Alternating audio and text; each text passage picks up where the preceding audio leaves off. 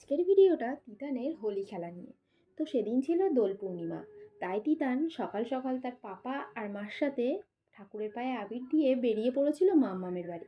এবছর সে মাম্মামের বাড়িতেই হোলি খেলেছে।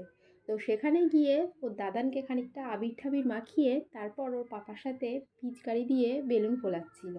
আর সেই বেলুনগুলো নিয়ে একবার মাটিতে একবার দেয়ালের গায়ে ছোড়াছুড়ি করছিল। ও কিন্তু কারোর গায়ে মারছিল না, এটাই সব থেকে ভালো কাজ করছিল।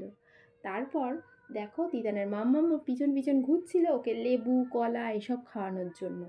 আর তিতানের দাদান যেখানেই বসছিল তিতান সেখানেই গিয়ে দাদানকে আবির মাখানোর চেষ্টা করছিল, আবার পিঠে এবিসিডিও লিখছিল। আর তিতানের মিমি তো রেডি হয়ে বেরোনোর পর দেখো তিতানের পাপা আর তিতান মিলে ওকে কি করে আবির মাখিয়ে ভূত করার চেষ্টা করছিল। আর এইসব করতে করতে অনেক বেলা হয়ে গেছিলো, তাই তিতানকে তাড়াতাড়ি স্নান করিয়ে খাইয়ে দিয়েছিলাম, কারণ সেদিন ছিল চন্দ্রগ্রহণ। আজ এইটুকুই, টাটা।